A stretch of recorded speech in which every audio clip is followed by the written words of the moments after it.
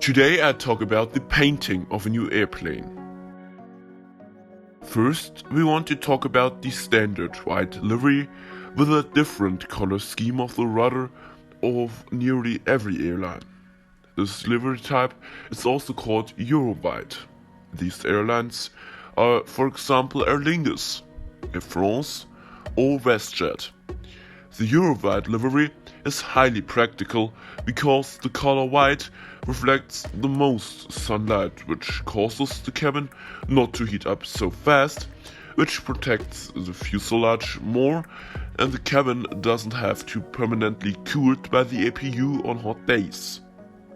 Furthermore, birds can better recognize a white airplane than a colored plane. If more airlines used the Eurowhite scheme, then replacement parts could better be exchanged between them and the passengers wouldn't recognize it. Before, airplanes often had different colored engine coatings due to other vanished replacement parts. Another reason is the flexibility of charter airlines or big airline groups, which can exchange their airplanes in the group only by taping other airlines' logos onto the real varnish. The reason why airplanes are being painted. Actually, the lacquer makes the aircraft with around 250 to 550 kilograms more heavier, which burns more fuel. Also, is the painting a complex progress, because all in all is a livery a cost-intensive thing on an airplane. And an airplane needs to be repainted every 7 up to 10 years. Given the complexity of the painting, the costs can vary between $50,000 on an Airbus A320 up to $200,000 for a Boeing 777. So why do airlines paint their aircraft?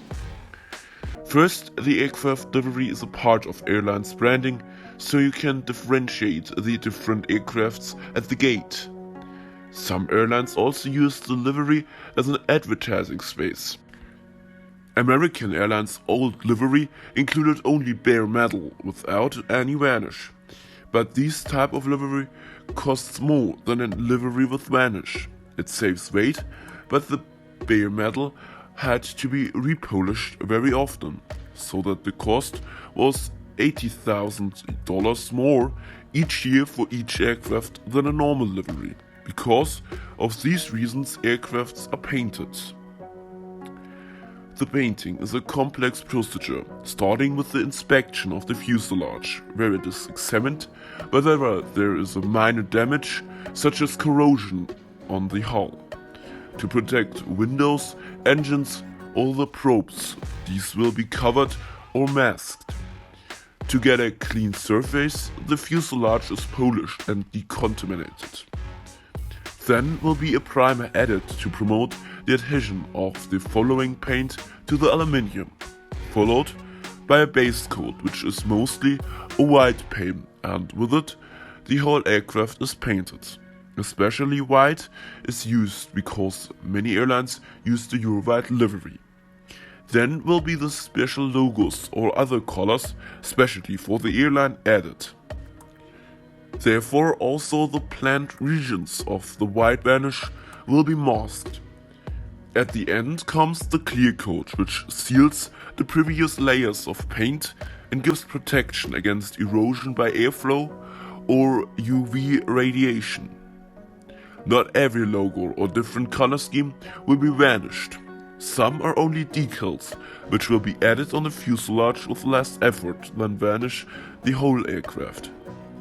The decal is placed on the fuselage with a vinyl wrap, which can be applied very quickly without any preparations. The decal must be applied with the highest precision as the fuselage expands and shrinks from takeoff to landing. This means that there must be no air pockets or loose ends. The duration of the painting process varies between a few days or some weeks, given by the size of the airplane, like a small CRJ or the mighty Airbus A380, and the complexity of the livery, which is conditioned by the number of different color schemes. In the next episode, we take a look at the rollout of a new plane, so stay tuned.